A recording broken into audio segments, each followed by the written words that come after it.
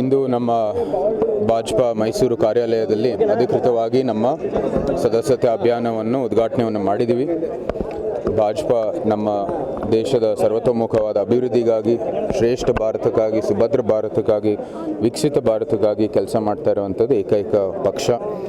ಅದಕ್ಕಾಗಿ ಜನರು ನಮ್ಮ ತತ್ವ ಸಿದ್ಧಾಂತ ಏನಿದೆ, ನಮ್ಮಲ್ಲಿ ನಡೀತಾ ಇರುವಂಥದ್ದು ಎಲ್ಲ ಚಟುವಟಿಕೆಗಳು, ದೇಶಕ್ಕಾಗಿ ನಾವು ಮಾಡ್ತಾ ಇರುವಂಥದ್ದು ಎಲ್ಲ ಕೆಲಸ, ಅಭಿವೃದ್ಧಿ ಇರ್ಬೋದು, ಜನರ ಏನು ಬದುಕುವ ಪರಿಸ್ಥಿತಿ ಉತ್ತಮಗೊಳಿಸುವಂಥದ್ದು ಕೆಲಸ ಇರ್ಬೋದು, ಜನರ ಹಿತರಕ್ಷಣೆಗೋಸ್ಕರ ಏನೇನು ಕೆಲಸ ಮಾಡ್ತಾಯಿದ್ದೀವಿ ಅದರೆಲ್ಲನೂ ಕೂಡ ತಿಳುವಳಿಕೆ ಹೆಚ್ಚಿಸುವಂಥದ್ದು ಕೆಲಸ, ಅದರ ಜೊತೆಗೆ ಸದಸ್ಯರುವಂತೂ ಹೆಚ್ಚಿಸುವಂಥದ್ದು. ಯಾಕಂದರೆ ನಮ್ಮ ದೇಶಕ್ಕಾಗಿ ಈ ಪಕ್ಷ ಕೆಲಸವನ್ನು ಮಾಡ್ತಾಯಿದೆ.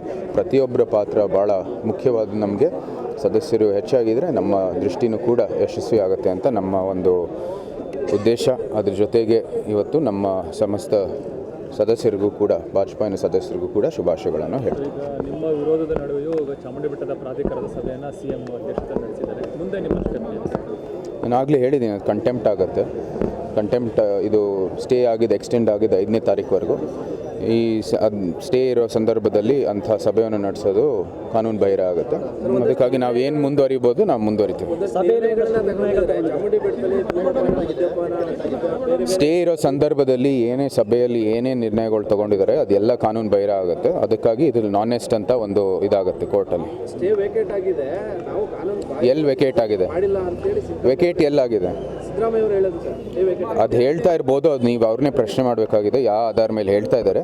ನಾನು ಹೇಳ್ತಾ ಇದ್ದೀನಿ, ಹೈಕೋರ್ಟಿಂದ 30ನೇ ತಾರೀಕು ಅದು ಎಕ್ಸ್ಟೆಂಡ್ ಆಯಿತು 5ನೇ ತಾರೀಕುವರೆಗೂ, ಅಂದರೆ ಇವತ್ತುವರೆಗೂ.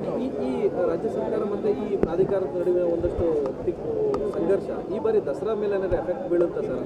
ಇಲ್ಲ, ದಸರಾದ್ದು ಪಾರಂಪರೆ ಇದು ಕಲ್ಲಲ್ಲೇ ಕೆತ್ತಿರುವಂಥದ್ದು, ಅದು ಯಾರು ಬದಲಾಯಿಸೋಕ್ಕಾಗೋದಿಲ್ಲ. ಅದ್ರ ಪಾಡಿಗೆ ನಡೆಯುತ್ತೆ.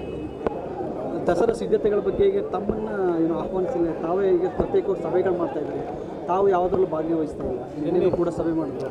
ದಸರಾ ಸಿದ್ಧತೆ ಅವ್ರು ನೋಡ್ಕೋತಾರೆ, ಅದು ಅವ್ರಿಗೆ ಗೊತ್ತಿದೆ ಏನು ಮಾಡಬೇಕು. ತಾವು ಭಾಗವಹಿಸ್ತಾರೆ. ಅದು ರಾಜ್ಯ ಸರ್ಕಾರ ನಡೆಸುವಂಥದ್ದು ನಾಡ ಹಬ್ಬ ಅಂತ ಅವ್ರು ಆಚರಣೆ ಮಾಡ್ತಾ ಇದ್ದಾರೆ, ಅವ್ರು ಮಾಡ್ಕೊಳ್ಳಿ. ಸರ್, ಈಗ ಮೂಡಾ ವಿಚಾರದಲ್ಲಿ CM ರಾಜೀನಾಮೆ ಕೊಟ್ಟು ತನಿಖೆ ಎದುರಿಸಬೇಕು ಅಂತ ನೀವು ಆಗ್ರಹ ಮಾಡಿದ್ರಿ, ಆದರೂ ಕೂಡ ಅವರು ಹಾಗೇನೆ ಮುಂದುವರಿತಾ ಇದ್ದಾರೆ. ನಾವು ಆಗ್ರಹ ಮಾಡ್ಬೋದು. ನಾವು ಕೊಟ್ಟಿರೋವಂಥದ್ದು ನ್ಯಾಯ ಸಮೇತ ಇದು ತನಿಖೆ ಆಗಬೇಕು ಅಂದರೆ ಅವ್ರು ರಾಜೀನಾಮೆ ಕೊಟ್ಟು ತನಿಖೆಯನ್ನು ಮಾಡಿಸ್ಬೇಕು. ಅದಕ್ಕಾಗಿ ಅವ್ರು ಕೊಟ್ಟು ಮಾಡಿಸ್ಲಿ. ಅದು ಅವರು ಕ್ಲೇಮ್ ಮಾಡ್ತಾ ಇದ್ದಾರೆ, ಅದೇನು ಅವ್ರದ್ದೇನು ತಪ್ಪಿಲ್ಲ ಅಂತ. ಅದಕ್ಕೆ ತನಿಖೆ ಮಾಡಿಸಿ ಕ್ಲೇಮ್ ನಿಮ್ಮ ಏನಾದರೂ ಇದ್ದರೆ ನಿಜ ಇದ್ದರೆ ಅದು ಮುಂದುವರಿರಿ ಅಂತ. ಸರ್, ಶಿಕ್ಷಕರ ದಿನಾಚರಣೆಗೆ ಸಂಬಂಧಪಟ್ಟಂತೆ ಹಿಜಾಬನ ವಿರೋಧ ಮಾಡಿದಂಥ ಒಂದು ಶಿಕ್ಷಕರಿಗೆ ಒಂದು ಅವಾರ್ಡ್ನ ಪ್ರಕಟ ಮಾಡಿ ವಾಪಸ್ ಪಡೆದಿದ್ದಾರೆ ಮೈಸೂರು ಜಿಲ್ಲೆಯಲ್ಲಿ. ಅದೇನದೆ ನಾನು ನೋಡ್ಬಿಟ್ಟು ಪರಿಶೀಲನೆ ಮಾಡಿಬಿಟ್ಟು ಹೇಳ್ತೀನಿ. ಆದರೆ ನಾವು ಹೇಳೋದು, ಸಮಾಜದಲ್ಲಿ ಶಾಂತಿಯುತವಾಗಿ ನಾವು ಎಲ್ಲರೂ ಮುಂದುವರಿಯೋಣ. ಏನಿದೆ ಕಾನೂನು ಪ್ರಕಾರ ಅದು ಕಾನೂನನ್ನು ಅನುಸರಿಸಬೇಕಾಗಿದೆ. ಸಂವಿಧಾನದಲ್ಲಿ ಏನಿದೆ ಅದನ್ನ ಅನುಸರಿಸಬೇಕಾಗಿದೆ. ಎಲ್ಲರೂ ಸ್ಕೂಲ್ಗೆ ಹೋಗುವಾಗ ಯೂನಿಫಾರ್ಮ್ ಆಗಿ ಹೋಗಬೇಕಾಗಿರುವಂಥದ್ದು ಕಾನೂನು. ಅದಕ್ಕೆ ತಕ್ಕಂತೆ ಅವ್ರ ಕೆಲಸವನ್ನು ಮಾಡಲಿ. ಅದು ಅರಮನೆಯಿಂದ ಹೇಳಿ ಕಳಿಸಿ, ಸ್ಪಷ್ಟತೆ ಅಲ್ಲಿಂದ ಕಚೇರಿಯಿಂದ ಹೇಳ್ತಾರೆ.